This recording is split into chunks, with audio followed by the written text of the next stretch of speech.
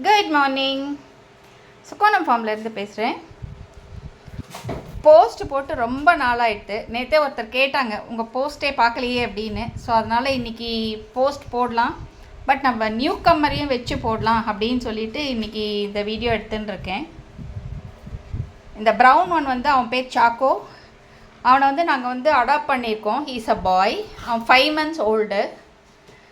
But நாங்கள் வந்து ஒரு செக்யூரிட்டிக்காக ஒரு நல்ல ப்ரீட் டாகாக கேட்டுன்னு இருந்தோம், இந்தியன் ப்ரீடாக இருக்கணும் அப்படின்னு. ஏன்னா இது ஃபார்ம்ன்றதுனால உங்களுக்கு வந்து அந்த க்ளீன் கோட்டு அதுதான் வந்து பெட்டராக இருக்கும், அதனால் பார்த்துட்டு இருந்தோம். பட் எதுவும் அமையலை. பட் இவர் ஃப்ரெண்ட்ஸ் கிட்டலாம் சொல்லிகிட்டு இருந்தார். பட் ஃபைனலி வந்து ஒரு 5 days பேக் அவரோட ஃப்ரெண்டு வந்து கைத்தாரில் இருக்கார். அவர் எடுத்துன்னு வந்து இந்த டாக் வந்து கிஃப்ட் பண்ணார். ஆக்சுவலாக ஷீஸ் அ ஃபீமேல். நாங்கள் என்ன யோசித்தோன்னா மேலாகவே இருக்கட்டும் ரெண்டுமே அப்படின்னு சொல்லிட்டு யோசித்தோம். ஏன்னா வந்து ஒருத்தருக்கு ஒருத்தர் இருக்கலாம், ஃபீமேல் மேல் காம்பினேஷன் வேண்டாமே அப்படின்னு யோசித்தோம். பட் எங்களுக்கு இதுதான் கிடச்சிது. இது வந்து முதல் ஹவுண்ட். அது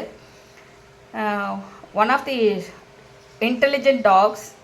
நல்லா உயரமாக வளரும், நல்ல ப்ரொடெக்ட் பண்ணும். அதனால் ஸோ இது நாங்கள் லாஸ்ட் வீக் எடுக்கச்சே இவன் வந்து அவளை அக்செப்ட் பண்ணவே இல்லை. பயங்கரமாக வந்து சண்டை போட்டு கடிச்சிட்டு அந்த மாதிரி இருந்தான். இப்போ நாங்கள் என்ன பண்ணோன்னா ஒரு 3 days சென்னை ட்ரிப் இருந்தது. அப்போ என்ன பண்ணோன்னா ஈவினிங் சேர்த்து கூட்டின்னு போயிட்டோம். So that like he gets along with her. So ஒரு 3 days now they are okay. கொஞ்சம் he understands.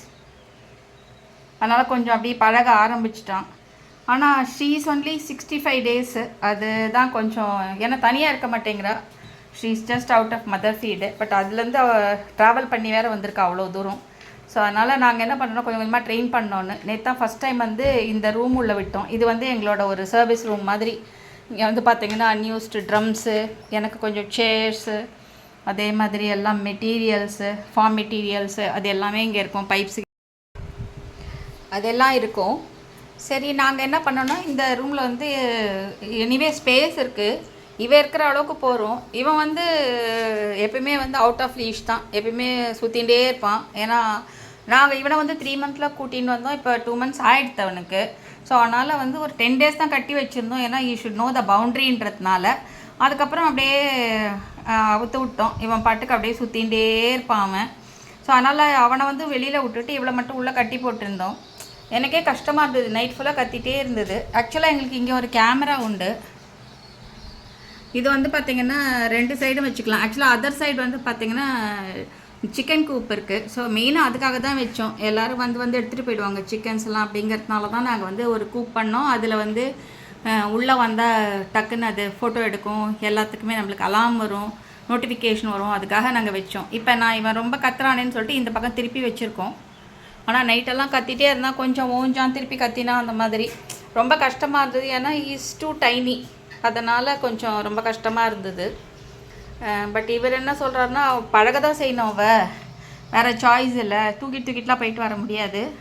Because she is only 65 days. Already அவள் வந்து ஒரு 5 kgs இருக்கா. அதை நான் இங்கேருந்து வீட்டுக்கு தூக்கிட்டு போய் திருப்பி கொண்டு வந்துட்டு அதெல்லாம் நடக்கிற வேலை இல்லை, பழகட்டும் அப்படின்ட்டாரு. ஸோ அதனால் இப்போ விட்டுருக்கோம். நேற்று நைட்டு கத்திகிட்டே இருந்தால். இப்போ கார்த்தாலையும் இவர் வந்து கொஞ்சம் ஃபீட் பண்ணிவிட்டு வாக்கிங் கூட்டின்னு போயிட்டு கட்டிட்டு வந்தார். அப்பப்போ கத்தும், அப்பப்போ இந்த மாதிரி படுத்து தூங்கிடும். அது குழந்த தானே, அதனால்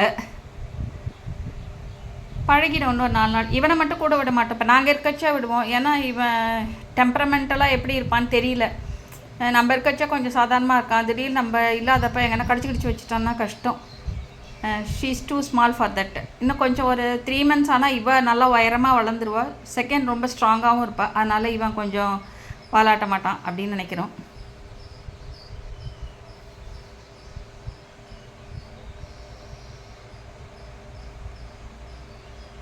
ஆனால் இவன் 5 months இவன் 2 months இருக்கிறதுனால நம்மளுக்கு அந்த கேப்பு பெட்டர் தான். ஏன்னா நம்மளுக்கு வந்து இப்போ இவனை வந்து நம்மளுக்கு வந்து இவளோட டைம் நிறைய இருக்குது, க்ரோத் டைம் நிறைய இருக்குது.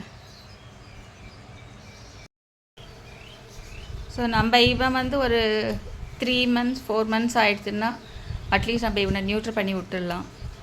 ஸோ அதுக்கப்புறம் பார்க்கணும்.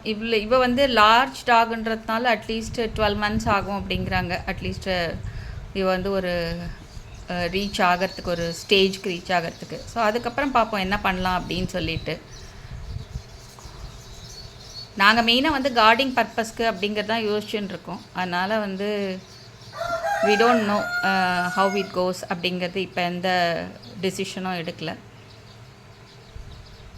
But she has to like really cope up and come. அதுதான், ஏன்னா ரொம்ப சின்ன குட்டியாக இருக்கிறதுனால நல்லா கோப்பப் பண்ணி இங்கே வரணும். அது ஒண்டி தான் இப்போ சதிக்கு எங்களோட அப்ஜெக்டிவாக இருக்குது.